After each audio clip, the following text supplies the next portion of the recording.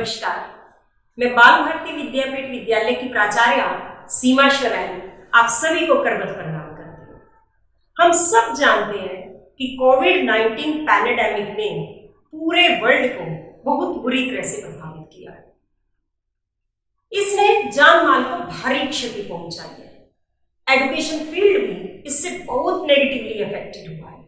यदि हम school education की बात करें तो इसमें बोर्ड क्लासेस के स्टूडेंट्स, स्पेशली 12th स्टैंडर्ड के स्टूडेंट्स, अपने रिजल्ट को लेकर, अपनी फर्दर एजुकेशन को लेकर काफी दुविधा की स्थिति में रहे। इस संदर्भ में माननीय सर्वोच्च न्यायालय के निर्देश अनुसार 17 जून 2021 को सीबीएसई द्वारा एक पॉलिसी का निर्माण किया गया है।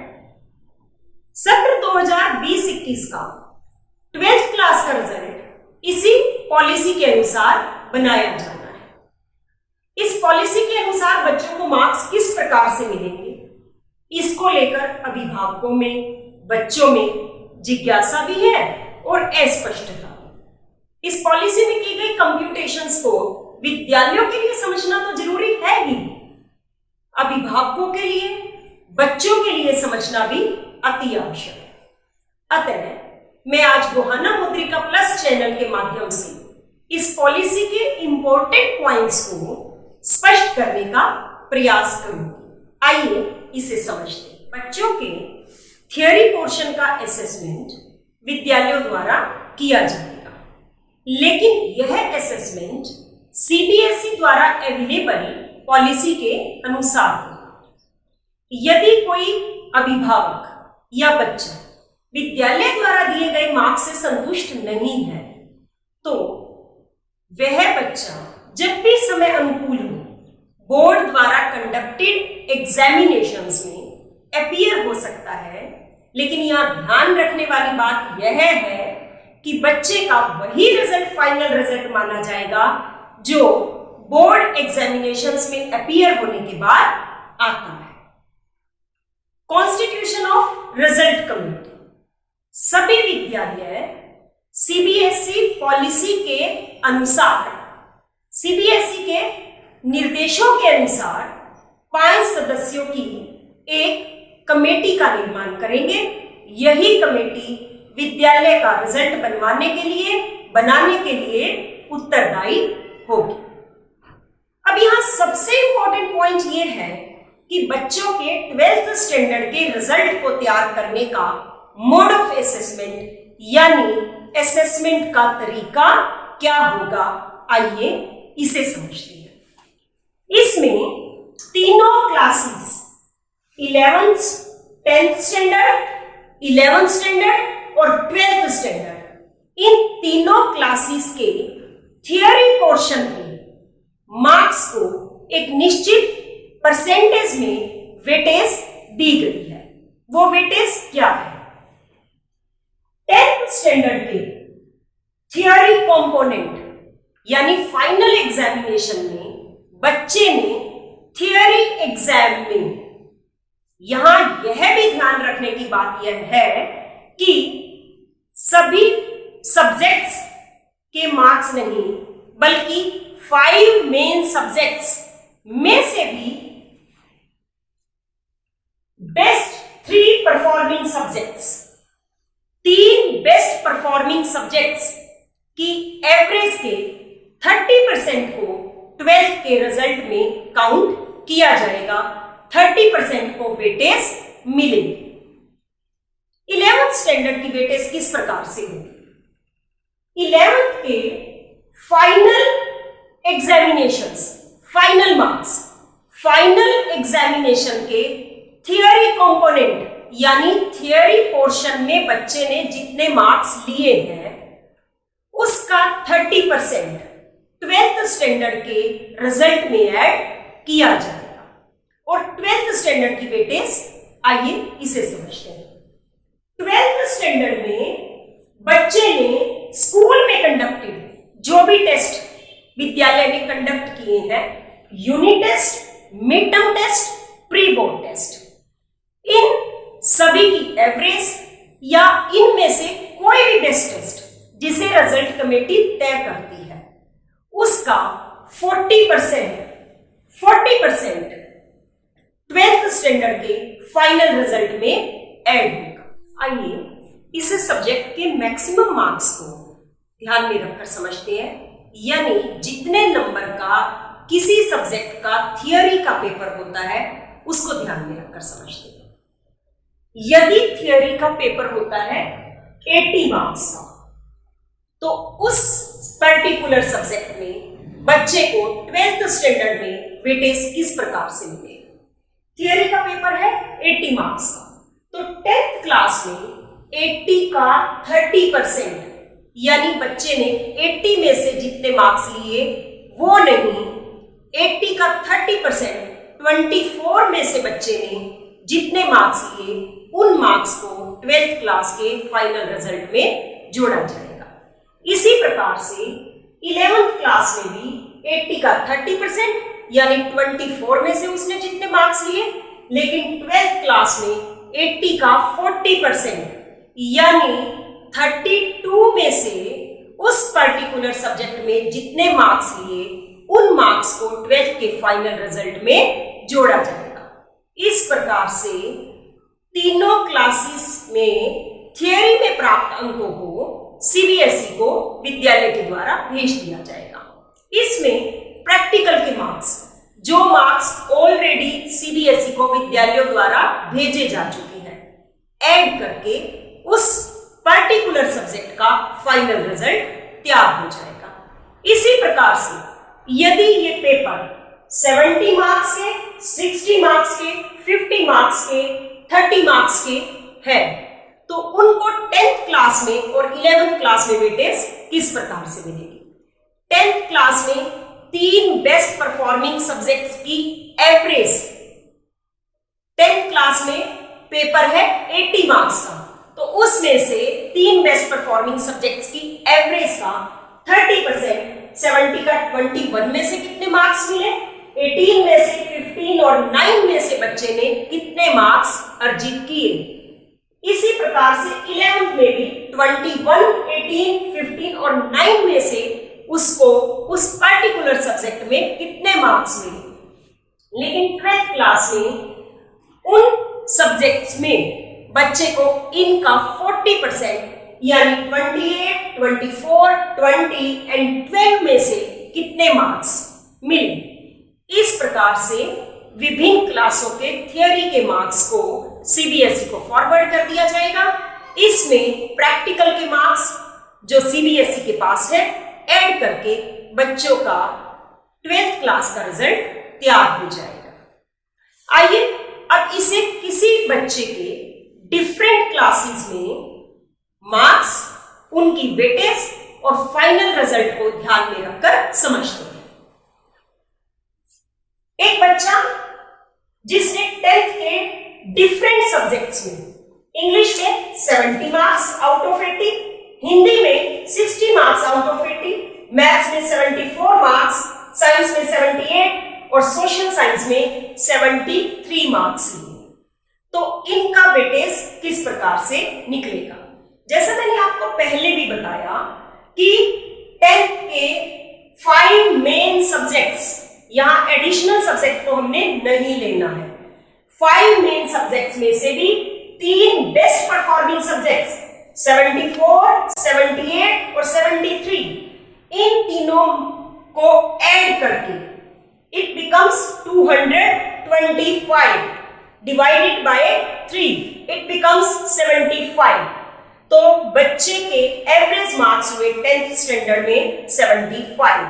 इन 75 मार्क्स को 12th के फाइनल रिजल्ट में किस प्रकार से वेटेज मिलेगी इसे समझते हैं। 12th क्लास में इंग्लिश का पेपर होता है 80 मार्क्स का।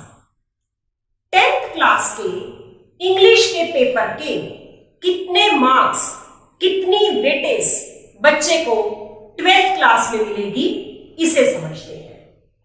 इंग्लिश के पेपर में बच्चे को एवरेज मार्क्स मिले 75, तो 80 में से बच्चे ने मार्क्स कितने लिए 75, 1 में से कितने लिए 75/80 और 24 24 जो कि 80 का 30% है। 24 में से बच्चे ने कितने मार्क्स लिए? It becomes 22.5। इसी प्रकार से म्यूजिक में 80 में से बच्चे ने मार्क्स लिए 75, तो यहां हमने 80 में से नहीं 9 में से बच्चे ने कितने मार्क्स लिए? 9 मार्क्स जो म्यूजिक के थियरी के पेपर 30 का 30% है। 9 में से बच्चे को मार्क्स मिले 8.43%। इसी तरह से फिजिक्स, केमिस्ट्री, बायोलॉजी, इन तीनों में बच्चे ने 75 मार्क्स लिए 80 में से, तो 21, 70 का 30%, 21 बच्चे ने 21 में से फिजिक्स, केमिस्ट्री और बायोलॉजी में कितने मार्क्स लिए? ये बने 19.68 in physics, chemistry and biology. इस प्रकार से 10th के डिफरेंट सब्जेक्ट्स को 12th के फाइनल रिजल्ट में वेटेज मिल जाएगी। आइए अब समझते हैं इस बच्चे के 11th में अर्जित नंबर, उसने जितने मार्क्स प्राप्त किए और उन मार्क्स की वेटेज। इंग्लिश का पेपर 11th में भी होता है 80 मार्क्स का। इसी बच्चे ने इंग्लिश के पेपर में इंग्लिश 80 में से मार्क्स लिए 72, तो 80 का 30% यानी उसने 24 में से कितने मार्क्स लिए? 24 में से इस बच्चे को मार्क्स मिले 21.6। म्यूजिक के पेपर में इस बच्चे ने मार्क्स लिए 22 आउट ऑफ 30। 30 में से मार्क्स लिए 22, तो 9 में से 30 का 30% यानी इस बच्चे ने 9 में से कितने मार्क्स लिए? ये हुए 6.6।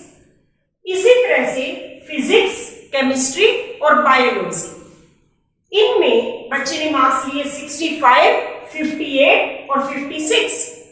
ये मार्क्स है आउट ऑफ 70। तो इन सब्जेक्ट्स में 70 में से नहीं बल्कि उसने 70 के 30% में से 21 में से कितने मार्क्स लिए? ये मार्क्स हुए 19.5, 17.4 एंड 16.8।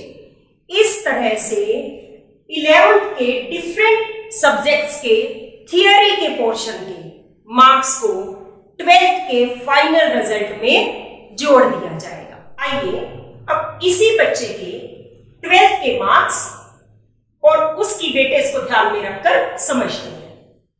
इंग्लिश का पेपर 12th में भी होता है 80 मार्क्स का।